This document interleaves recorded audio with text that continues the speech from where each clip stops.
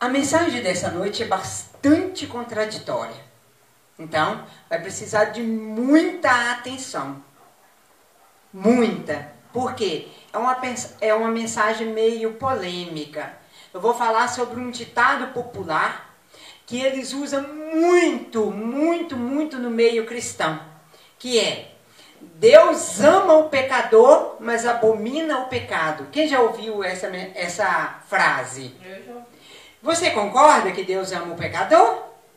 Concordo. Você acha que Deus ama o pecador? Ele ama o pecador, só não ama o pecado. É mesmo? E se eu mostrar para vocês que vocês estão errados? Mas Deus não ama o pecador, não. Não. Ele não morreu pelo pecador. Ele não ama o pecador. A Andresa está certa. Ele não ama o pecador. Sabe por quê, igreja? Ele ama o que se arrepende do pecado. Aquele que quer realmente ser transformado. Ou seja, vamos entrar nesse contexto que você vai entender. Amém? Em primeiro lugar, quero dizer que esse versículo não está na Bíblia. Ou seja, isso não é um versículo.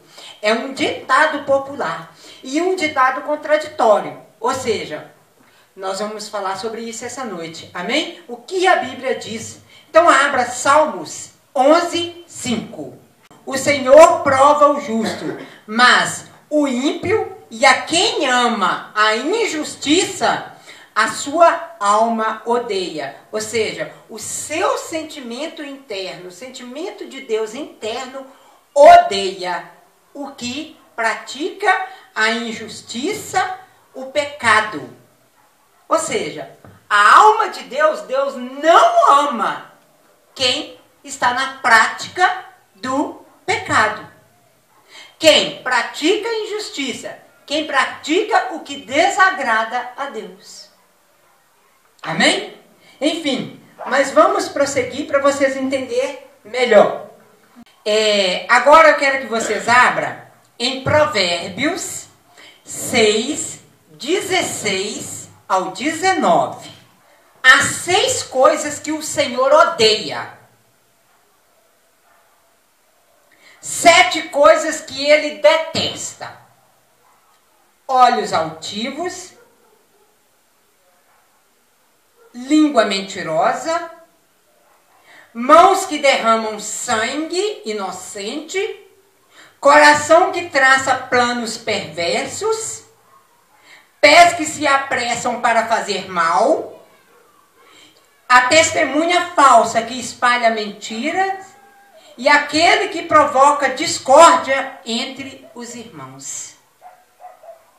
Ou seja, essas são as 6 coisas que o Senhor odeia. 7 coisas que ele detesta. Amém? Os arrogantes não são aceitos. Veja aí no Salmo 5:5 para você ver. Volta aí, Salmo 5:5. Para nós entrarmos dentro da palavra realmente nesta noite. Os arrogantes não são aceitos na tua presença. Odeias todos os que praticam o mal. Todos que praticam o mal, o Senhor odeia. Amém? Os versículos falam de pessoas que praticam iniquidade, não de pessoas que cometem um deslize na caminhada. Os versículos que nós lemos, todos que nós lemos, falam de pessoas que praticam iniquidade e não de pessoas que cometem um deslize na caminhada. Considero questionável a afirmação: Deus ama o pecador, mas abomina o pecado. Seria o mesmo que dizer: eu odeio pedofilia, mas amo quem pratica pedofilia. A mesma coisa. Não é verdade? Estão entendendo agora? Entendendo o contexto da Bíblia? Ou seja, eu odeio a pedofilia, mas eu amo o pedófilo. É a mesma coisa. Seria o mesmo que dizer: eu odeio a pedofilia, mas amo quem pratica pedofilia. Eu sou capaz de amar uma pessoa que se arrependeu e abandonou tal prática. Aí seria certo. Ou seja, nós seríamos capazes de amar as pessoas o seguinte, que praticou a pedofilia, se arrependeu, se reconciliou com Deus, ou seja, fez um concerto com Deus, aí sim, o que acontece? Essa pessoa é digna do nosso amor, é digno também do amor de Deus. Entenderam agora? Deus odeia todos os que praticam o mal, ou seja, pecadores. Deus não só odeia o pecado, Ele também odeia a prática do pecado, ou seja, a pessoa que está praticando o pecado. Você acha que Deus fica lá assim, não, eu estou amando você fazer isso, estou amando você pegar uma criança, estou amando você pecar contra as pessoas, estou amando você matar. Você acha que Deus é bobo? Entenderam agora? Agora todo mundo está entrando dentro do contexto, amém?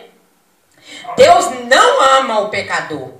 Ele ama o homem e deseja ter um relacionamento com ele, o que somente é possível por meio do arrependimento. Ou seja, ele ama a pessoa, o homem que se arrependeu daquela prática, aí encheu o coração de Deus de orgulho. Ou seja, ele passa a amar aquela pessoa.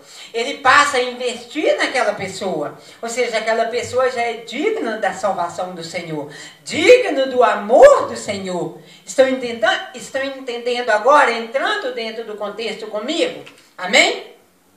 Muitas pessoas usam algumas frases como desculpa para permanecer em pecado. Apenas querem aliviar a dor e amenizar a culpa.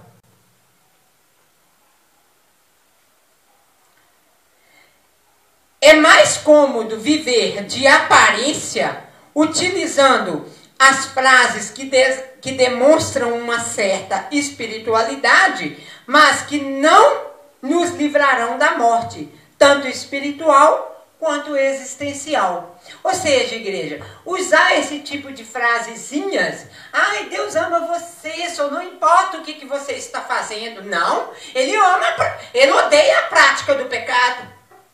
Não adianta você dizer que Ele ama o pecado, não. Ele não ama o pecador que está em pecado, não. Ele tanto odeia o pecador que está na prática do pecado, tanto quanto odeia o pecado. Mas Ele ama a partir do momento que você se arrepende da prática do pecado. Aí sim, você conseguiu alcançar o conceito de Deus.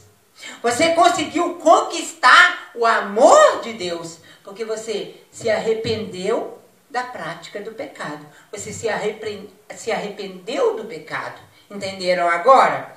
O pecado tira a verdadeira razão do porquê estamos aqui e qual é a nossa missão como cristão. Ou seja, o pecado tira toda a razão da nossa própria existência. Quando nós estamos em pecado, estamos em trevas, igreja. Porque a Bíblia fala, vamos lá, em João 8,44 fala o quê? Vós sois do diabo, que é o vosso pai. Aquele que pratica mentira, que está na prática da mentira, é filho do diabo. Então, a partir do momento que você está no pecado, você está pertencendo às trevas. Você está pertencendo ao inimigo. A sua paternidade mudou. Passou da paternidade de Deus, de filho de Deus, para filho das trevas, filhos do diabo.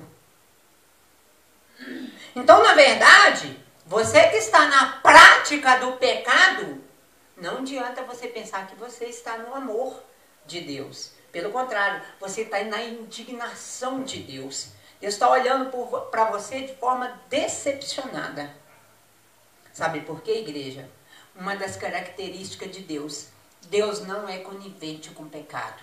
Deus não é conivente com o erro das pessoas. Não adianta você vir falar assim, Deus ama o pecador, mas odeia o pecado. Epa!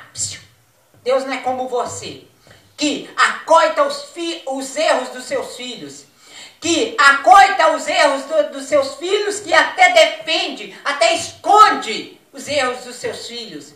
Estou falando para os pais. Muita gente, igreja, por dizer que ama, acoita, ou seja, é conivente com os erros das pessoas. Nenhum amor. A Bíblia fala, lá em Coríntios 13, no versículo 6, diz que o amor não se alegra com a injustiça, mas regozija-se com a verdade. Não adianta você dizer que uma espécie de amor se alegra com a injustiça, seja ela feita pelo seu filho a outros filhos, filhos dos outros, seja das pessoas que você ama para com outras pessoas. Deus não se alegra com a injustiça, Deus não se alegra com o mal que as pessoas fazem com outras. Ou seja, igreja, não coloque na boca de Deus palavras que não são dele. Deus odeia tanto o pecado quanto o pecador, que está na prática do pecado. Deus abomina tanto o pecado quanto quem está na prática do pecado. Entenderam agora? Amém? Amém? Nesse momento, você pode perguntar, como vencer o pecado? Agora, nós vamos aprender como vencer o pecado. Primeiro passo para vencer o pecado. Amém? Admitindo-o. Admita-o, pois, se você não o conhece, não haverá por que lutar. Admita que você foi e é fraco. Assim diz a palavra do Senhor: minha graça é suficiente para você, mas o meu poder se aperfeiçoa na fraqueza. 2 Coríntios 12, 9. Ou seja, a partir do momento que você se abstém do orgulho e admite o seu erro, admite que você está fraco, a partir deste momento, você está conseguindo verdadeiramente encontrar o perdão da parte de Deus. Porque o primeiro item que você tem que fazer é admitir o seu pecado. E o seu pecado tem nome. Ou seja, pois se você não o conhece, não haverá por que lutar contra ele. Então você precisa conhecer qual é o seu pecado. Perceba que não significa que viveremos em pecado para que o poder de Deus se aperfeiçoe em nós, mas significa que nos consideramos fracos e, então, dependeremos do Espírito Santo para nos santificar. O segundo passo, para quê? Para vencer o pecado. O segundo passo, olhe um pouco para trás e veja onde você deu legalidade ao diabo. Esvazie a mochila de tudo aquilo que o diabo possa te acusar. Ou seja, igreja, você tem que esvaziar a mochila, ou seja, o fardo que está sobre as suas costas, entendeu? Você tem que observar aonde você deu legalidade, entenderam agora? Você tem que observar, olhar lá atrás e entender aonde você deu legalidade para o diabo. Amém? Em nome de Jesus Cristo. Vamos lá. Lembre-se de onde caiu, ou seja, é preciso relembrar. É preciso cair em si. Lembre-se de onde caiu, arrependa-se e pratique as obras que praticava no princípio. Apocalipse 2, 5, a partir do versículo. Ou seja, igreja, nós precisamos, no momento da queda, fazer o quê? Lembrar da onde nós caímos, aonde foi que nós demos legalidade. Amém? O terceiro passo para nos vermos livres do pecado. Arrependa-se por não ter vigiado e ter dado lugar ao diabo. Troque de fardo com Jesus. Faça uma troca. Entregue seu fardo a Jesus e ele te trará a paz. Pois o meu jugo é suave e o meu fardo é leve. Mateus 11:30. Ou seja, você tira esse fardo das suas costas, entrega para Jesus, fazendo o quê? Confessando, admitindo o seu pecado. Entenderam agora? O quarto passo para você se ver livre do pecado. Livre sua mente da culpa, deixando o passado para trás. Igreja, a melhor forma de você se livrar da culpa e deixar o passado para trás, às vezes, nem sempre deixar o passado para trás. Existem coisas que nós precisamos voltar e corrigir e talvez até assumir aquilo que nós deixamos para trás. Entenderam? Aquilo que nós deixamos mal resolvidos. Ou seja, corrigir o nosso erro e assumir aquilo que nós deixamos como inacabado, que é uma missão de Deus. Estou falando de uma missão de Deus, não de um pecado. Você vai lá, assume o pecado e volta a praticá-lo novamente. Estou falando de missão. Principalmente uma missão que Deus determinou para a sua vida. E você fez o seguinte, você largou ela como um covarde, largou pela metade. O que Deus quer que você faça? Você volte lá, assuma a sua missão. Amém? E dá seguimento a ela. Ok? Esquecendo-me das coisas que ficaram para trás e avançando para as que estão diante de mim. Filipenses 3:13. Ou seja, aqui está dizendo, livre-se da sua mente de culpa, deixando o passado para trás. Aqui está querendo dizer também que você precisa o quê? Se livrar do pecado, daquilo que você praticou, daquele homem, daquela mulher que você era, você esquecer ali para trás e praticar, ou seja, iniciar uma nova etapa em sua vida. Amém? Amém? O quinto passo. Muitos dizem, nunca mais farei isso. E em seguida, repete o mesmo erro. Igreja, eu vou repetir as palavras de Jesus à mulher adúltera.